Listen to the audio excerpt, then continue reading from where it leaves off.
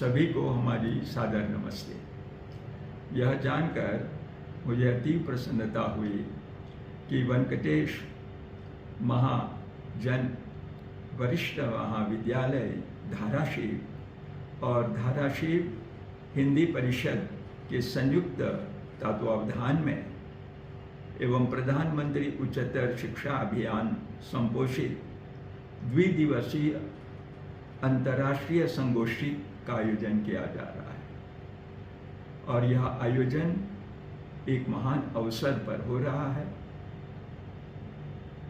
जन्म शताब्दी मना रहे हैं स्वनाम धन्य श्री अटल बिहारी वाजपेयी जी के नाम। श्री अटल बिहारी वाजपेयी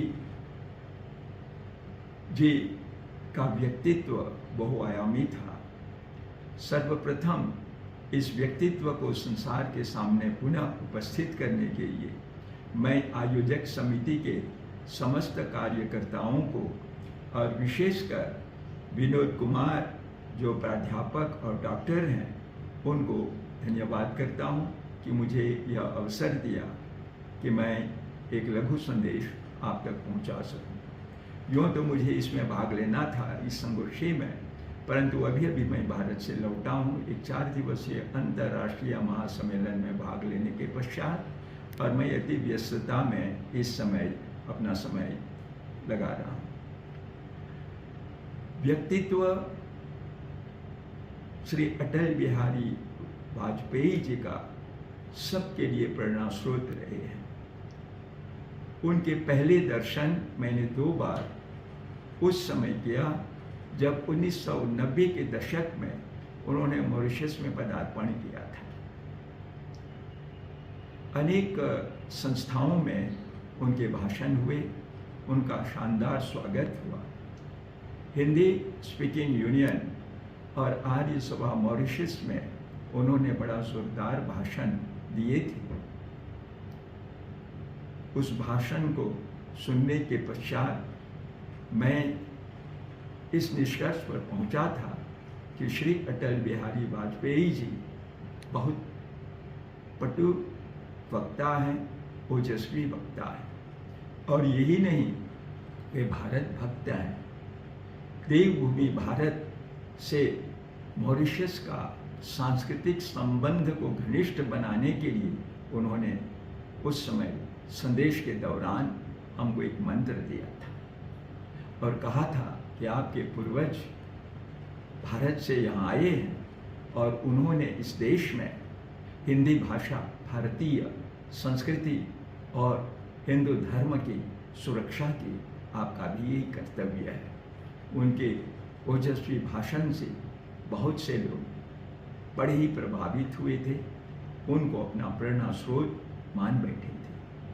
पुनः उनके दर्शन मुझे उस समय हुआ जब वे विदेश मंत्री बने हुए थे और विक्रम की नगरी उज्जैन में एक जनसभा को संबोधित करने के लिए उनको निमंत्रित किया गया था। उस समय मैं विक्रम विश्वविद्यालय में छात्र था। जब सूचना मिली तो मैं उन्हें सुनने के लिए उपस्थित हुआ। विशाल मैदान में विशाल जनसमूह के बीच वे बोल रहे थे। उन्होंने एक बात कही थी कि मैं विदेश मंत्री जब से बना हूं तो मेरे आसपास पुलिस के सिपाही होते हैं, मैं स्वतंत्र नहीं हूं। जब विदेश मंत्री नहीं था तो स्वतंत्र था। मंत्री बनने का मतलब है कि परतंत्रता को स्वीकार करना। अतः मैं पुलिस लोगों के बीच में रहा करता हूं। पर एक बात यह है कि मंत्री बनने के बाद राष्ट्र धर्म का पालन करना चाहिए, गंदी राजनीति नहीं, भाई भतीजेवाद को दूर रखना चाहिए। जब से मैं मंत्री बना हूँ कई लोग आते हैं और कहते हैं कि मेरे लिए यह सिफारिश कर दीजिए। मैं कहा करता हूँ कि यदि मेरा पुत्र आज होता, मैं विवाहित होता, तो वे भी यही कहते कि पिताजी मुझे अमुक नौकरी दिला दीजिए।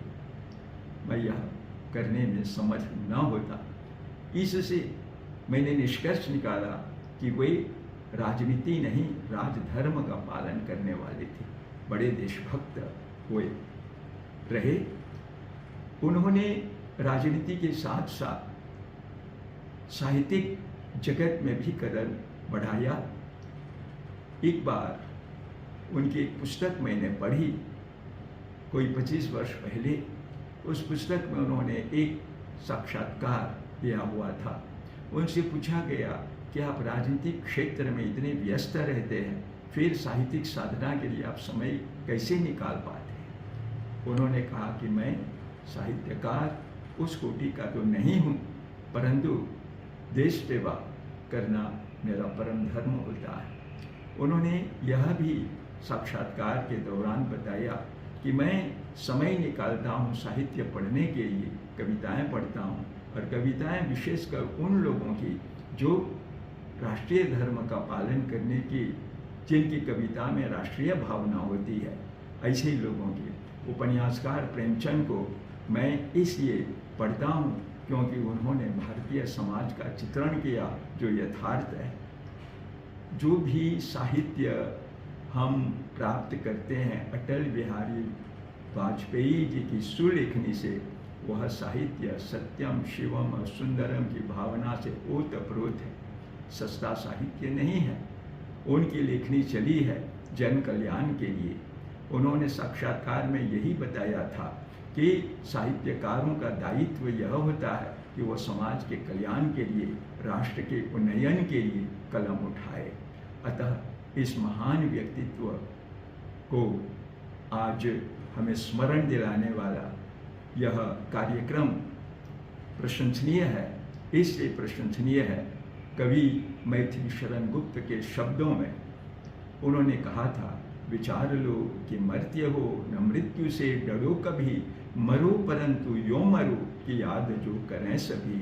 मरा नहीं वही कि जो जिया है और के लिए, यही पशु प्रवृत्ति है कि आप ही चले। इस कविता का हम साकार रूप देखना चाहते हैं तो हम व्यक्तित्व में देखें श्री अटल बिहारी वाजपेयी के। उन्होंने इस संसार में जन्म तो लिया, मृत्यु की गोद में गए, परंतु अपना नाम अमर कर गए। क्यों? क्योंकि अपने लिए ही नहीं जिए। कवि के शब्दों में वो दूसरों के लिए ही जीते रहे। उन्होंने अपने अनमोल जीवन की एक एक सांस भारत भूमि, भारत माता को अर्पित कर दी, उनकी सेवा में लगा दी। ऐसे नररत्न को मैं बारंबार नमन करता हूँ।